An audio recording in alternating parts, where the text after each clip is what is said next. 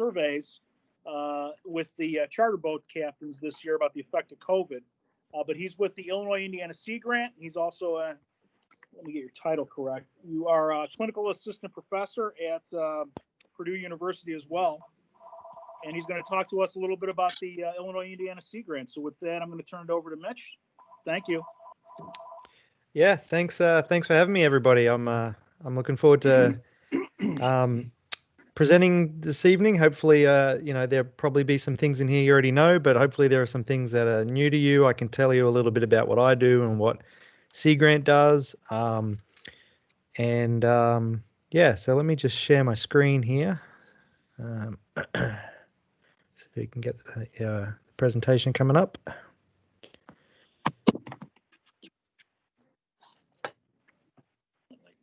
I do this every day and I still got to figure out how to do virtual meetings every time. There we go. All right. Hopefully you can all see that. Okay. Yeah.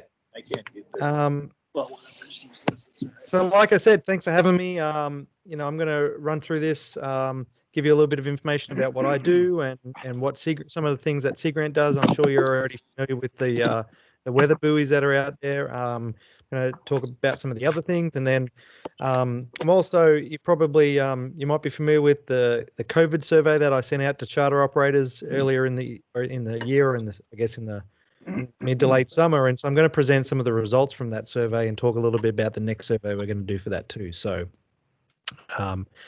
we'll kick things off. If you haven't met me or ran into me before, tell you a little bit about who I am. So I'm an Aussie, if you can't tell by my accent. I'm from Brisbane, which is halfway up the east coast there. I'm used to subtropical climates and pretty warm weather. Might just say if you guys can.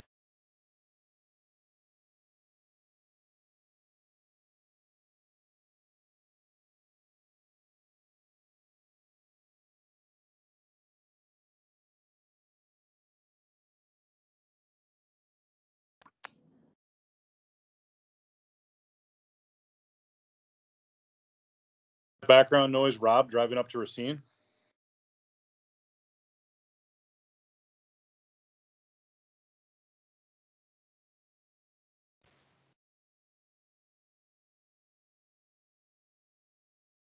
So hold on, everybody got muted.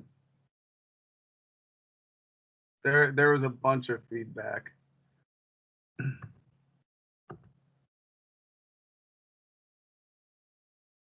You gotta tell Mitch to unmute. Hang on.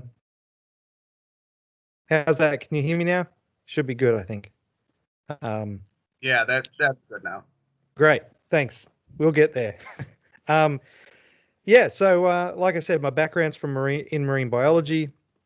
I'm a long way from the ocean now, but I'm sure you'll agree that the Great Lakes are like an ocean, and so I've been learning more and more about the Great Lakes.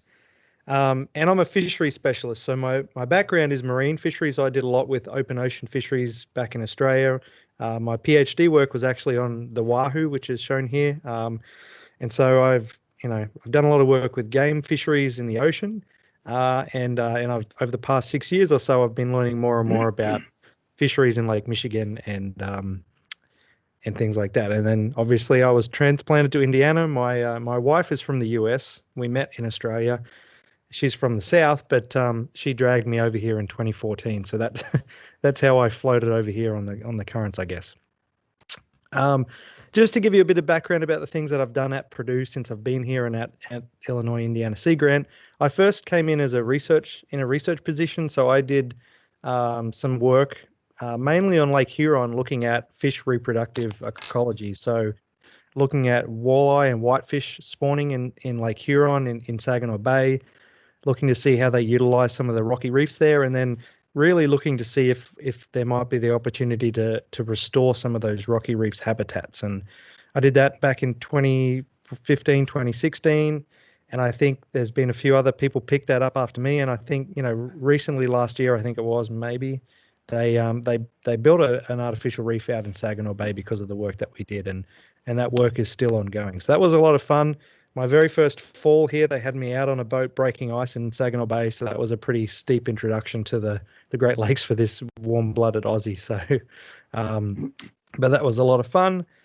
And then really in 2016, 2017 is when I started to work for Seagrant, and I started to focus more on some of this fisheries outreach, fisheries engagement, and working with the stakeholders in the fishery and helping build tools and things that they might find useful.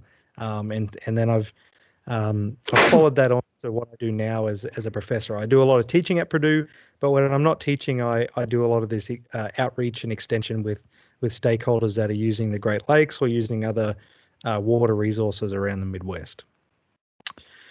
And so what I do, I have two main programs that I focus on. I have my Lake Michigan Fisheries program, which I'm going to talk about tonight, so I'm not going to put any dot points about that here.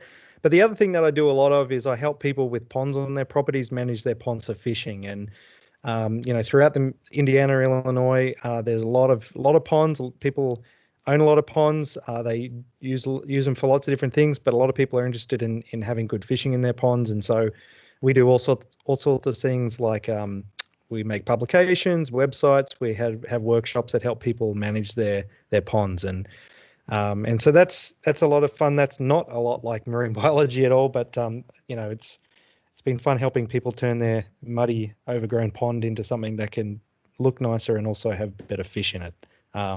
So if you're ever interested in that sort of stuff, you can definitely reach out to me. But tonight I'm going to just talk about the work that I do up in the Lake Michigan fisheries. So, I'm sure you guys are aware of this, but the fisheries in Lake Michigan have been changing through time, and fish populations are changing, and the fishery has responded by changing as well. And so this graph just shows fishing effort in Illinois waters of Lake Michigan as recorded by the Natural History Survey. And orange is shore-based fishing, and then the other colors are different types of boat-based fishing. And you can see that, the shore-based fishing was really a major part of the fishery back in the 80s and 90s, and that's really decreased a lot compared to, some of the other types of fishing in the lake. And then if we look at the harvest of fish, also from the Natural History Survey, we can see the yellow bars here are yellow perch. And, in the 80s and 90s, yellow perch really dominated the harvest from the Illinois portion of the lake. And then, with the decline of the perch populations, we've seen a lot of that shore fishing go away, and we've seen that trout and salmon become more important to the harvest of the Lake Michigan fishery. Like I said, I'm sure you're probably aware of this stuff, but the fisheries are changing and the lake ecosystem is changing as well. The food web has changed, as I'm sure you've seen and you live every day when you're out there. The dry-scented mussels have really cleaned up a lake a lot. So the water quality is a lot cleaner, but they've filter fed and removed a lot of the plankton, the food out of the lake. And so these two diagrams here, they only go to 2010, but there are new maps out for 2015 at least, and these just show the dry-scented on the lake. So blue here is hardly any, and then all these yellow areas are dry-scented. And then the bottom maps here are the reduction in the spring phytoplankton bloom, and so you can see that has gone down in direct correlation to those dry-scented mussels going up. So the amount of tiny food out there for things like alewife have declined, and then some of the wild reproduction of salmon and lake trout has increased in the lake as well over these years. And so really what's happened is they've sort of squeezed these prey fish from both ends. Their food's being removed for the dry-scented mussels, and then they're also getting eaten by these salmon and trout that a lot of them, or quite a few of them have been wild reproduced. And so, as I'm sure you're familiar with and you've heard before, that the prey fish biomass in Lake Michigan has really declined a lot, over the past 20 years or so. So the food web has changed a lot, and the fishery has also changed a lot. They're definitely coupled together, and the yellow perch populations, the change in those have probably had some correlation to these changes in the food web as well. And because of that, there's been changes to fish populations and fish stocking. And so these are just some stocking numbers that I pulled for all of Lake Michigan since 1990. And the different colored lines along the bottom there are the 4 other species of salmon and trout. And then the black line that shows the decline are the total stocking numbers for Chinook salmon. And so you can see that they've gone down in response to the reductions in food available and also the increases in that wild reproduction. So fisheries managers have tried to reduce some of these stockings to help keep that predator-prey ratio balanced. But there are some other questions. Obviously Chinook salmon are not the only thing in the lake eating things. And so there's some current work going on that's trying to revise some of these management decisions based on the predation by these other salmon and trout as well. And so, there's been this changing situation. Like I said, I'm sure you're aware of this. You fish the lake every year and you've seen these changes firsthand. And so these changes really represent a need for some engagement from Seagrant. We have anglers experiencing, changes to the lake. We have scientists trying to figure out why they're happening and trying to explain, or come up with solutions. And so the engagement programs that I work on really try and sort of bridge those two communities and fill in some of these gaps. Try and take some of what the scientists are doing and bring it out to the anglers and the stakeholders, and then try and take some of the stakeholders' perceptions back and get them interacting with the managers and the scientists as well. And so, these changing fishery conditions have created some uncertainty in the fishery. And we don't want to avoid some of the things that have happened in the past in for example, in Lake Huron.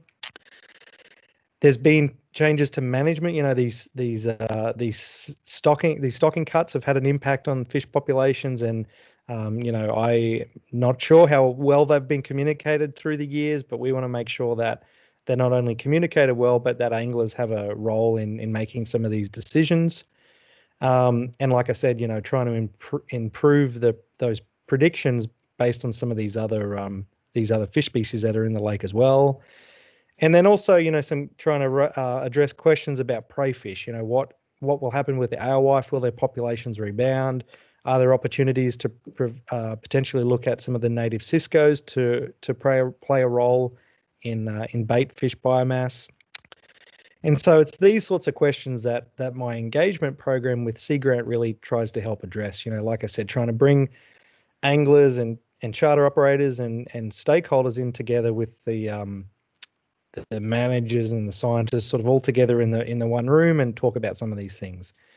And so I'm going to just step through some of the things that my program has done. Some of these you may be familiar with. You may have attended some of these events. But hopefully there's some information there. Maybe you learn some things that you haven't seen before, and you might find some resources that you may not have heard of as well. So the programs that I do sort of fall into a few different groups, I guess. So I have outreach, which is really just trying to take information and get that information out there for you guys to use. And so these are things like publications, which you can download and read, websites, which are hopefully useful, things like the Buoy website. We have podcasts coming out. We go to events when these events used to be in person, like the fishing and outdoor shows and boat shows and things like that. Here's me with, I think his name was Petey the Perch at one of our Seagrant outreach events. Then we also try and develop some tools that you can use. And so the putting the buoys out there every year, that's definitely a tool that Seagrant's really proud of, and something that we know that people, boaters and fishers out there really use the buoy a lot. We've developed some websites that can present some historical fisheries data, so that you can get an idea of through time, and also spatially across the lake, how catch of different species has changed. I've developed some resources in response to COVID to try and help, charter operators work safely during COVID, and other things like that. And then the third sort of type of programming that I do or am working on to try and do more of is more of this engagement. I mentioned, getting anglers and charter boat operators, tackle store owners working together with the managers and the scientists, getting everybody in the same room and making sure that those stakeholders have a voice in getting some of these decisions made and discussing some of these issues. And so I'll present a couple of examples of how we're just starting to do that in some parts around Lake Michigan. So just to show you some examples of what this looks like from what I do, we've produced a number of publications. I'm not sure if you've seen any or many of these. We have a publication about how the diets of salmon and trout have been changing in the lake, and this is from some work from a grad student did a couple of years ago. We also produced a waterproof quad-fold guide on how to identify salmon and trout in the Great Lakes, and so these are your 5 common species. I think it also includes Atlantic salmon and pink salmon. There's a new podcast about the Great Lakes, which is not focused just on fisheries, but it's focused on sort of Great Lakes ecology and the environment in general. And it's one of the people here at Seagrant are hosting that, and he's from the south and claims he doesn't know anything about the Great Lakes, and so he developed this podcast to invite people on to teach him about the Great Lakes. So that's why it's called Teach Me About the Great Lakes. But that has some interesting content on there as well. And of course, I'm sure you're aware of the buoys that are out there. Our buoys have a social media presence. There's a Twitter page called Two Yellow Buoys, which is actually from the perspective of the buoys. So they do fun things like dress up for holidays and stuff like that, and play games and get you to guess, the highest wave heights and things like that. So that's some examples of the outreach that we do. This sort of trying to spread the word a little bit about what we do at Seagrant. In terms of the different tools and resources that we build, so like I said, I mentioned 2 websites that I've helped build. One of those is called Fish Atlas, and this is basically taking catch data from the charter boat logbooks from across Lake Michigan. We get those from the DNR, those data from the DNR, and then we allow those data to be presented spatially on the lake. And so here you can see catch rates of coho salmon, between May, July, and September, and how those catch rates change through the lake as the season progresses. And blue being high catch rates and green and yellow being lower catch rates. You can do this for all 5 salmonid species, and you can change the type of data you're interested in, whether it's total catch or catch rate, and you can play around with the years and the months that are presented there. So, this is something that we hope not only anglers and lake users use, but maybe some managers and other scientists who are interested in answering some of these questions. And then the other website we have is called Angler Archive. And this displays creel survey data from what the Natural History Survey and the Indiana Department of Natural Resources do every year. So this is just recreational fishing data. It's not data from the charter boat industry. And it doesn't show any real spatial data, but it does show you data through time. And some of those graphs early on that I showed you about how the recreational fishery has changed were from this website. And so, this is another thing that you can go on and explore some of these changes in catch, in effort, even things like perceptions in the fishery, both in Indiana and Illinois.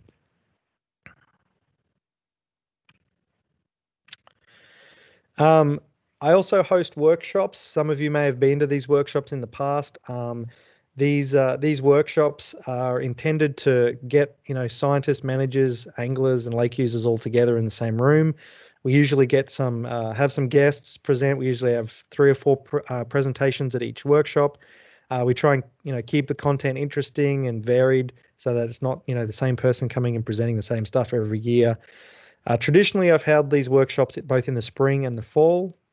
I was able to get 3 workshops in this spring, the week before everything shut down because of COVID. So that was lucky. And then I didn't have any workshops this fall because I wasn't really that interested in doing it online. But given how this thing is persisting, I'll probably look to do a couple in the spring in a virtual format if we can't do it in person. I've had a lot of people attend these workshops over the years, and I get some really good feedback saying that, there's some great information there, and it's a good way to get information directly from the scientists, and then maybe take that information back to fishing groups and stuff like that. So, I have workshops in Chicago. I have them in Indiana, and then up in Northern Illinois. And I find that the audiences at each of those varies. In Chicago, I get a lot of shore-based anglers who are fishing in and around Chicago, and then obviously up in Northern Illinois, there I get more boat-based guys operating out of North Point and stuff like that. So, if you haven't been to these workshops in the past, check them out. I'll make sure that you guys are on the email list now. But it sounds like you get presenters coming along to your meetings that present some of this similar information as well. The weather buoys, I'm sure you're aware of those. So there we have two main weather buoys in Lake Michigan. We have one off Wilmette and then one off Michigan City. I think there are a couple of smaller buoys that we've partnered with to get out there now as well. You guys probably know a lot about the buoys. Actually, probably know more than I do about the buoys. I'm not directly involved with the buoys, although I have helped put them out once or twice. Jay Begley is the person who does the buoys, although he has just moved to go and live on a tiny island up in Lake Huron, and so we'll be looking to replace him as someone who operates these buoys. But I don't think that him leaving is going to have any impact on these buoys getting out, hopefully. And I'm sure you're familiar with the temperature string that we have on. I don't know if we have it on both buoys or just one of the buoys, but this gives temperature at depth, and so you can look at not only what the surface temperature is, but also temperature at depth. And this is just a little animation that some of the engineers put together for us from that data, and so it's showing basically how that temperature and how that thermocline sets up throughout the year. I think that's from the Michigan City buoy. Yeah. But if you have questions about buoys, I can try and answer some of those at the end. And this cool photo up here is actually a photo of a buoy that's been put together by the photos taken by the buoy. So each of these little squares is a photo taken by the webcam on the buoy, and then somebody's pasted them all together to actually look like the buoy. So the yellow ones are obviously at like sunrise or sunset, and yeah, so that sounds like somebody had too much time on their hands. But and then the last thing I want to talk about here before I present some of the COVID survey results is about some of this collaborative engagement. This is something I'm really just sort of starting with these Lake Michigan fisheries, and I just want to show you a couple of examples of what we've been doing. So the first is I'm working with the Indiana DNR to develop a citizen advisory committee for the fishery there, and so the DNR are really looking for a group of stakeholders, so anglers, charter boat operators, tackle store owners, a group of stakeholders that can help them make decisions on stocking and fisheries research. We're in the process of writing like the terms of reference and sort of forming that group. But their hope is, a couple times a year the group will meet.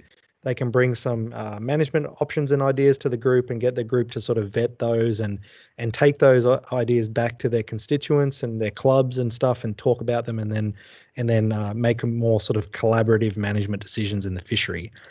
I'll probably be chairing that group, and I'll also help facilitate the meeting so that Seagrant can be seen as this sort of impartial broker of the meeting. And it's something that hopefully we can get it up and running next year. And if it's something that works well and is successful, I really want to try and bring this same idea to the Illinois Department of Natural Resources to set up something similar in Illinois. The second engagement project we've been working on is actually a lake-wide project, and it's being led by Michigan State and the Michigan Seagrant, and they're doing something similar but they're forming this large stakeholder group from anglers and charter captains from around Lake Michigan. I'm not sure if anybody on this call has been involved with that, but this is stemmed from some research where they're actually looking to update that predator-prey model in the lake. So at the moment, the predator-prey model just looks at Chinook and alewife, and they're looking to update it so that it incorporates some of those other salmon and trout species, and I think it may also look at some other prey species.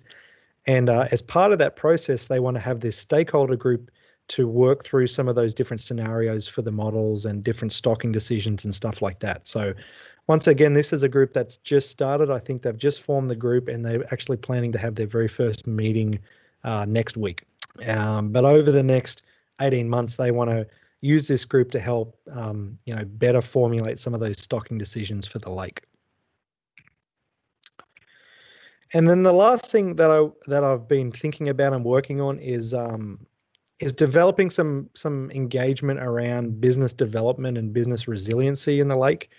There are a lot of people whose businesses depend on the fishery, and I'm starting to learn that these businesses are incredibly varied in what they look like, and Perdue actually offers a lot of business training opportunities for other ag-based businesses.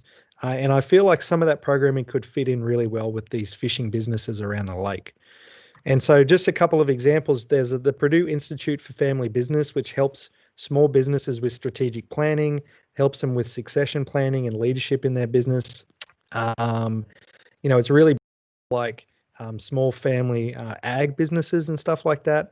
And then another one is the Perdue Community Development Team, which looks at getting businesses like more digital ready and also helping with business retention and expansion and looking at resilience in the face of stresses.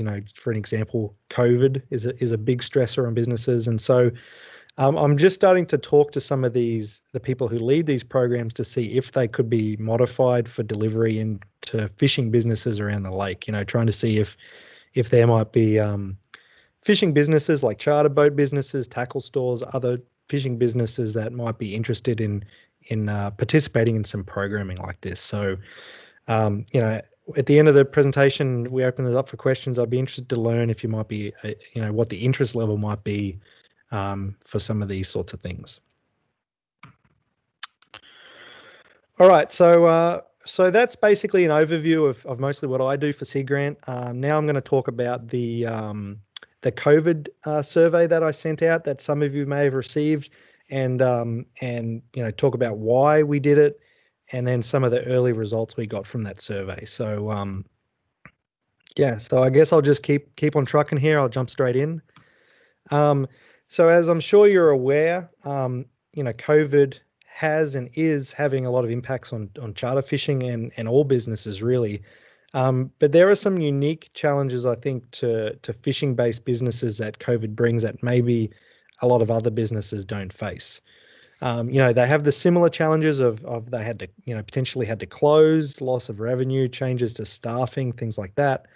But there are also some unique impacts, like you get these reopening guidelines for businesses. How do you maintain social distancing on a boat, or what are some of the things that you can do on a boat that the guidelines may not have really taken into account.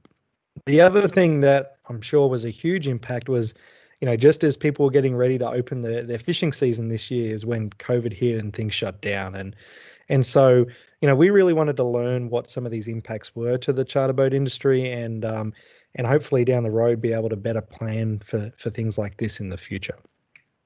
And so the National Seagrant Office, which is it's funded by NOAA, and it's so every state in the US that has an ocean or a Great Lake bordering them has a sea grant, and then the national office sort of oversees those 34 sea grant programs.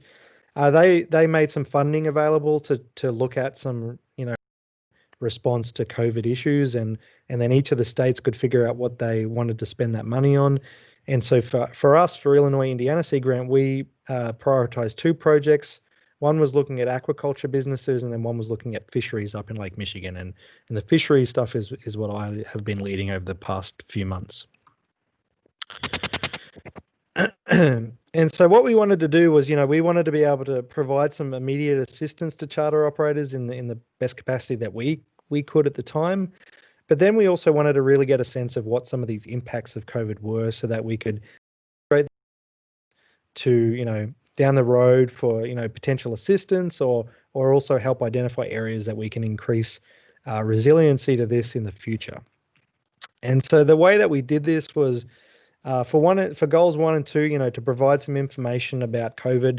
We did some outreach and education, and so if you're a charter boat operator, you probably got an email from me earlier in the year, giving you some resources to some of the legal resources that Seagrant has, some assistance programs that the federal and state governments had at the time. And then we also put out a best practices guide for charter fishing and how to, potentially reopen your charter business, but be keeping safe and some of the practices that you might have been able to do. So we tried to get those out pretty quickly, or as quickly as a place like Seagrant and Perdue can operate, so that they were useful to charter boat operators in the fishery. And then for phase 3, we wanted to then do a survey to try and assess some of these impacts. And so this survey, we developed this survey in the summer, and we got it out in August and September. It had 60 questions, so it was a pretty long survey. We offered incentives to do the survey to try and help reduce that burden a little bit. And we have asked all sorts of questions on there about, fishing operations in 2019, fishing operations early in 2020, as well as other things like, mental health and how potentially mental health may have changed because of COVID. And so we worked pretty hard to try and get a pretty comprehensive survey together. And then the plan is early in the new year is to send out another survey that asks what people's plans are for 2021, whether the impacts of COVID are persisting or whether they've been able to be sort of let go and you've been able to move on, and then also look at opportunities to try and build some resiliency into the fishery. And if it's not COVID, it might be something else pops up in a few years that we might be able to better anticipate. So, but tonight I'm just going to talk about some of the early results from this first survey that I sent out. So we sent the survey out to about, I think it was 129 operators in Illinois and Indiana. Some of these were not active anymore. Some of them bounced because they were old contact information. And so we think there are around about 100 active operators in the 2 states. And across those, we had 36 surveys completed. And so that's 28% of that 129, but it's probably, the response rate's a little higher than that, probably if you take out the people who are no longer active. And that's pretty good for a mail or in a online survey, particularly one that's pretty long to complete. We collected some basic information about the people who did the survey. How long they've been in the fishery. The average was 19 years that they had been in the fishery. Mean age was 56 years old. And most of the people that responded to the survey were those that own 6-pack boats. I think about 95% of the people that responded were 6-pack boat owners. And then we asked them about, how their fishing has changed in 2020, and at least the first part of 2020, compared to how they were fishing back in 2019. And so 37% of the respondents said they had completely stopped fishing in 2020, at least at the time that they did the survey, which was August, September. And overall, there was a 61% reduction in the number of trips that people had taken between March and the start of March and the end of June 2020, compared to the same time period in 2019, March to June 2019. So a pretty substantial reduction in the number of trips, which is not surprising, but at least at least we've been able to start to quantify some of those impacts. The operator said they had a mean of 26 trips cancelled. So on average, each operator had 26 trips cancelled because of COVID. And they said that only about 17% of these were actually rescheduled at the time that they did the survey. What was interesting is that the number of bookings that they had in 2020 had actually increased compared to 2019. And this may be because some of these cancelled trips had been rescheduled. It may be because earlier in the season, people weren't able to fish, so they made bookings for later in the season. So even though there was this reduction, there was a little bit of that potentially caught back in the fact that some of these bookings had increased for the second part of the year compared to 2019. Some of the reported changes that we got from the survey. So I'm going to show you a couple of graphs now. The first one is the change in gross sales. So we didn't ask people, we didn't ask them about, what their actual dollar value change was, but we asked them to sort of indicate a percentage. This was a change in sales between 2020 and 2019. You can see there's a little bit of a spread here. Some said there was no change. Some even reported an increase in sales. But you can see that most of them reported some decrease, and the average was around about a 50% reduction in sales. We also looked at expenses, seeing, well, sales are down. Maybe also some of the expenses were down to offset some of that stuff. And there really wasn't any change in expenses. We looked at both non-trip related expenses, so just the expenses you have every year from having a boat and a slip and stuff like that. And then we also looked at the trip related expenses, fuel, fishing licenses and things like that. And there wasn't really any change reported across those expenses. So we were also able to sort of make a guess at what some of the actual dollar values of decrease were. And we were able to do this because we asked each person how many trips they had, so we could figure out how many less trips they did. We also asked them what their average fee was for each trip. And using these two numbers, we were able to show that on average, each operator had about a $17,000 decrease in sales for the first part of 2020 compared with the first part of 2019, which is about 62%, which is very similar to that number of trips that decreased as well. So some pretty significant decreases. Like I said, this doesn't mean everybody had a decrease like this. Some people had 100% decrease because they didn't fish. Some people reported an increase in trips and an increase in sales. So it was pretty variable, but on average, there was a pretty substantial decrease across the fishery. We also asked them some questions about, other ways that COVID has impacted the business. 15% of people said that they have already or plan to lay off staff. Almost half of operators said that they fear going out of business in the next 6 to 12 months. This was back in August and September, so there was still a fair bit of uncertainty about COVID and uncertainty about vaccines and stuff like that. Be interesting to see how these sorts of responses will change with our second survey early in the new year. What was interesting is that only 35% of the operators who did the survey said that they applied for any of the financial aid. But of those, 2/3 of them were successful in receiving some sort of aid. And so, there may have been potential there for some of these other operators to potentially apply for and receive aid. I spoke to a number of operators on the phone at the time, and they were really mixed. It was a mixed bag, what success people had applying for some of this financial aid. So, and there was a lot of financial aid that was made available federally that didn't actually apply to Great Lakes fisheries, which was very frustrating as well. We asked a little bit about mental health and physical health and safety, and some people, the options that people listed as they were most concerned about were worried about exposure to COVID for themselves and their family, and worried about financial hardship, obviously. Most people said they weren't worried about their customers getting it, and I don't think this is because they don't care about their customers. I think it's because they were pretty confident in the procedures that they were taking to try and keep their customers safe. So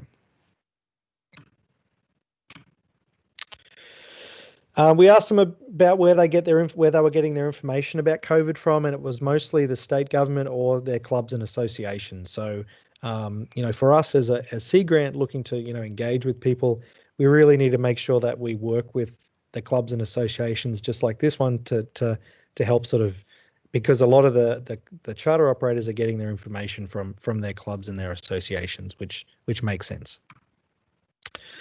And then we asked operators, what sort of assistance they might want from Seagrant moving forward. And the two top options were helping them develop some innovative marketing, which ties back into some of those business opportunities that I mentioned earlier, and then also looking at some more guidance on how to operate in this COVID world. So there are definitely some things that we're going to look at in the future to make sure that Seagrant can be providing those resources for the charter operators. A few things we're going to look at for survey 2. We're going to, like I said, we're going to see if the number of trips and the sales, if those numbers stayed the same through the rest of 2020, whether they changed, how they compared to 2019. We're going to look to see if anybody who said they had ceased fishing, whether they started back up later in 2020. Whether any operators closed their businesses permanently, whether there were more layoffs. We're also going to ask what are the perceptions for the fishery in 2021? What do people expect to happen come March or April 2021? In this sort of COVID world, and hopefully things will be a lot better next year than they were this year. And other questions, if you have ideas for questions or things that you might think would be useful to gather for this survey, I'm definitely more than happy to take those suggestions.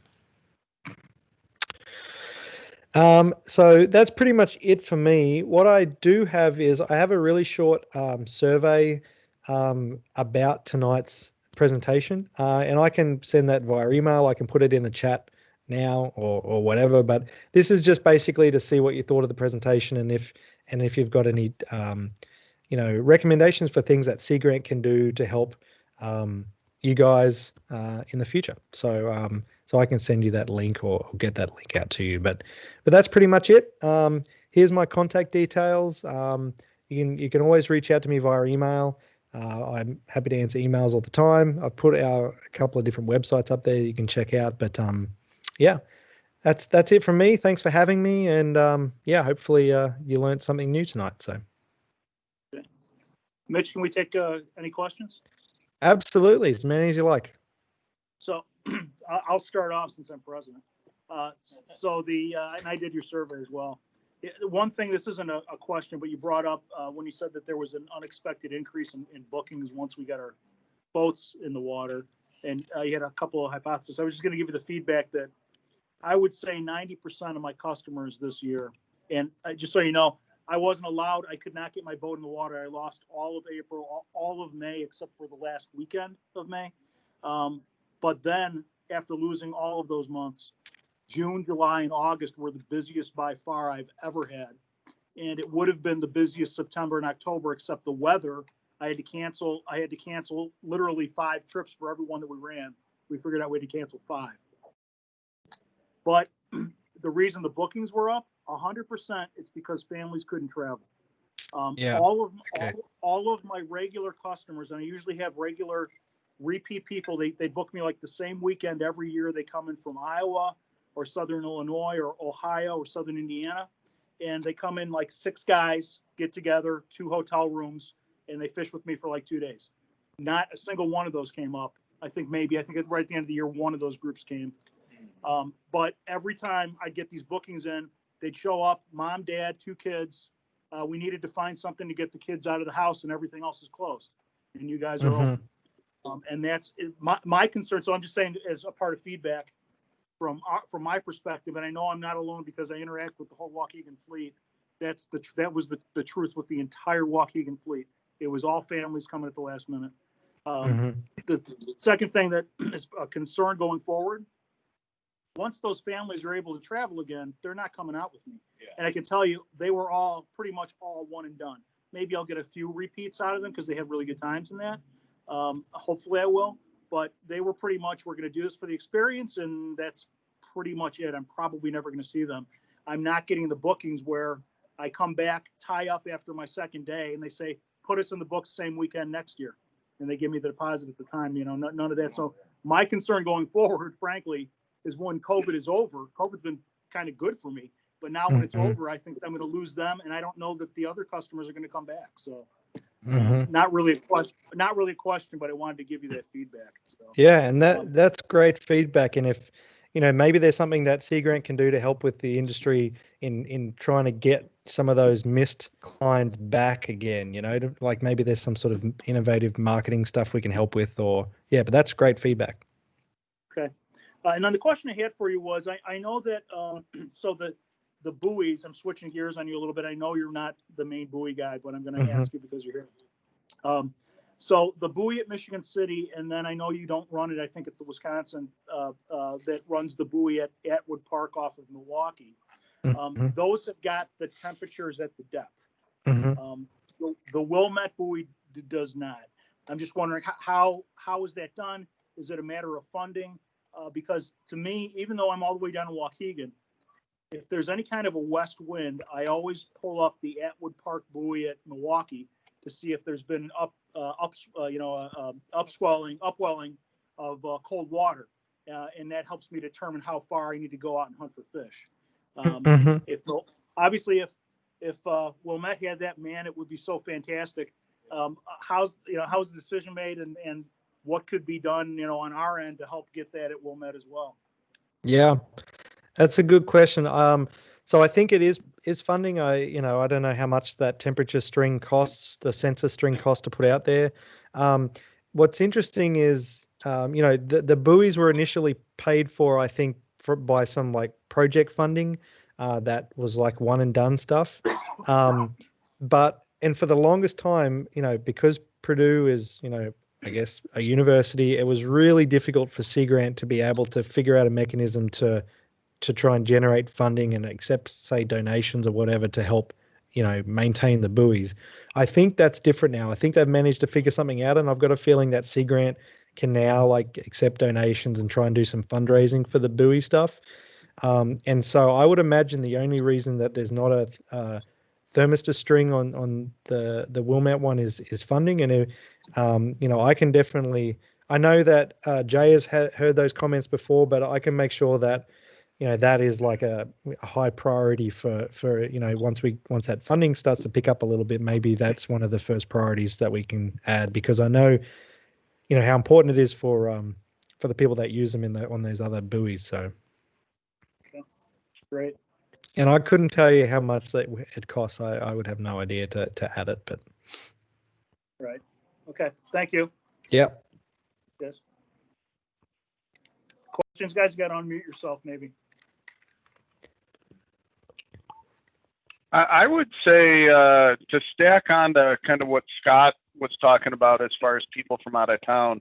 I run out of Chicago, and the past couple of years, it was probably around 70% of my clients were from outside the area. We'll say outside of 40 miles, and most from flown in from much other areas. This year, I don't know, at least 90% were within that 40 miles. And there was endless phone calls for charters. If I had more time, I'd run a lot more trips. So there was a lot of business for sure. I had a lot of families, maybe about half of them were families. The other half were groups of guys that typically worked in the city.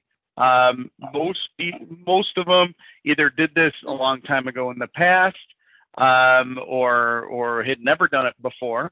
And in the bulk of them, it was all because they couldn't go on vacation. There was nothing they can do.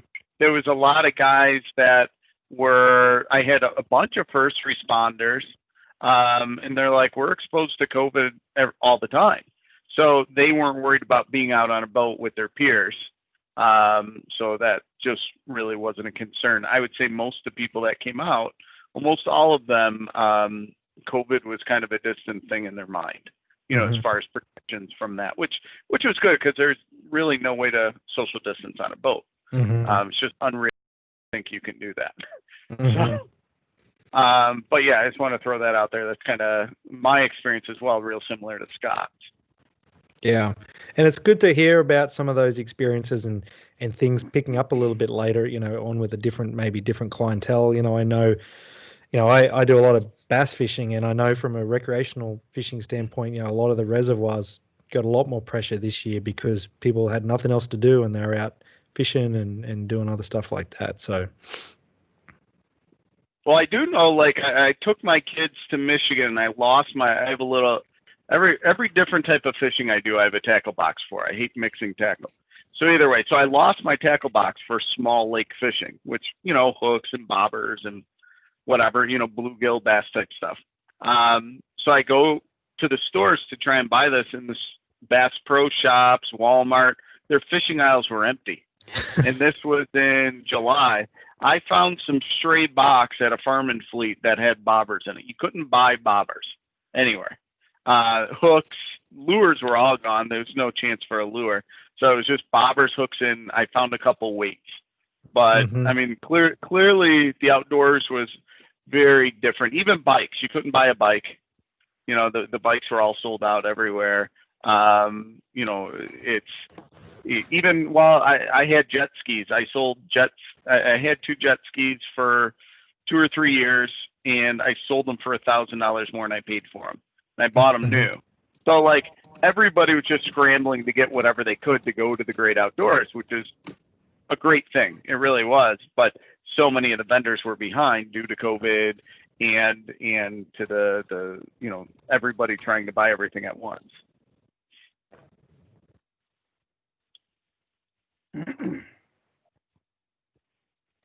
Okay, guys, any other questions here? Yeah, Mitch, I'm wondering, great presentation, by the way. I'm wondering if you thank you. Yeah, thank you. It seems like we're starting to see the various states taking different direction with stocking. Particularly, we saw Wisconsin, I think, take a much different approach last year than some of the other states have. What are your thoughts on that, where we're going to go in the coordination of stocking efforts among the states going forward? Yeah, that's a good question. And unfortunately, I'm not involved a lot at like the Lake Michigan level committee, the committees and stuff. I would say that, with this project looking to update the predator-prey ratio and getting stakeholders involved with that process, that really, to me, seems like a very engaged, collaborative process with all the states and everything like that, even though it's led by Michigan. And so that, that gives me encouragement that there would be coordination at a lake level. But then, I don't know how it all plays out between state and state once, politics gets involved and stuff like that. And I haven't been on those committees that make those decisions before. So I don't know whether to say, well, it's going to be like that or whether it's going to change. But I think that wanting change and wanting states to be more coordinated is a good thing to sort of hear and know, and that's something that I can take to some of the meetings that I am on part of. But I don't know if that means that what Wisconsin does is going to change or what Michigan does is going to change or anything like that. So.